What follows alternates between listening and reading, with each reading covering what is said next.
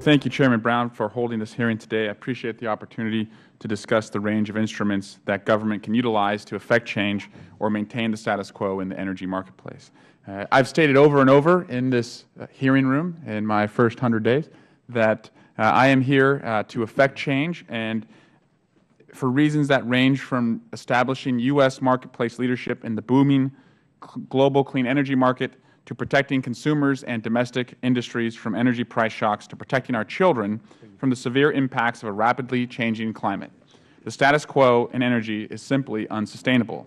I hope that we on the Science Committee can continue to work together throughout this Congress to craft policies that are both forward-leaning and pragmatic, and that we can take lessons learned from past experiences to right-size the role of government in spurring innovation in our energy sectors. In the case of wind energy and the report that we are here to talk about today, it is clear that the majority asked the GAO with finding any evidence of duplication among the Federal Government's wind energy initiatives, but make no mistake, the use of this term is actually very misleading. To be clear, there are legal prohibitions on combining many of these incentives. So when there is more than one incentive provided to a single project, it turns out that they are very different kinds of support. And while the Treasury's tax incentives are part of the tax code established by Congress so that they are not optional, the Department of Energy and USDA both carry out rigorous expert assessments of an applicant's need for additional instruments, like a grant or loan guarantee, before they allow any of these awards to move forward. Throughout the report, GAO also notes that while such examples fall under its broad category of duplication, they can be productive use of taxpayer dollars since these incentives often address very different needs. Most importantly, we need to recognize that, as Mr. Maffei pointed out, there is nothing unique about these incentives with respect to the wind industry.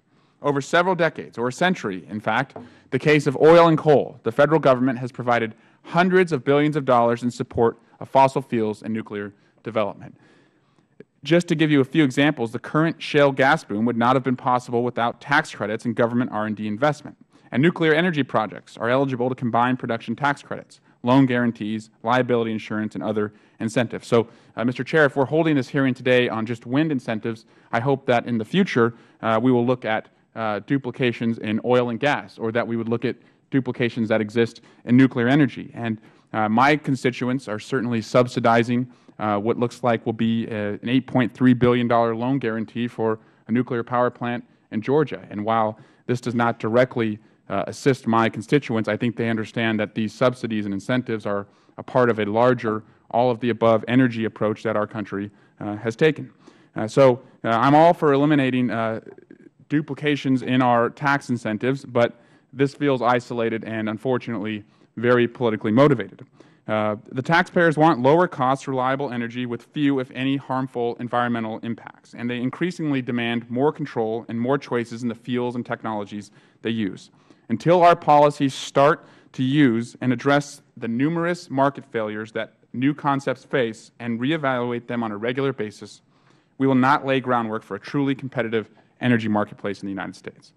The people that drive innovation in our economy, from the national laboratories, and in my congressional district we have 2 of them, to the university students who push the frontiers of knowledge, to the venture capitalists who put their money on new concepts, to the industrial firms that scale up manufacturing and infrastructure, they all know that government has always played a critical role in making the U.S. the most dominant economy in the world. Our oil, gas, coal, and nuclear sectors are a direct result of that.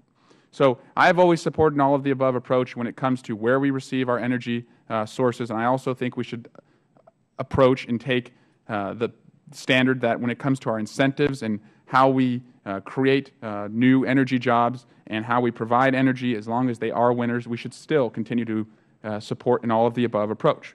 So it is time that we get serious about incentivizing the next winners and doing whatever it takes, from basic and applied research all the way to innovative financing and tax instruments, to ensure that the U.S. has cleaner, more sustainable, and more affordable energy for generations to come. And I hope that we can have a fuller hearing that covers not just in silos one part of our energy resources, but all of our energy resources and find where duplication exists. And then I think we will truly be trying to root out the losers and try and promote the winners when it comes to our energy resources. And with that, I yield back the balance of my time.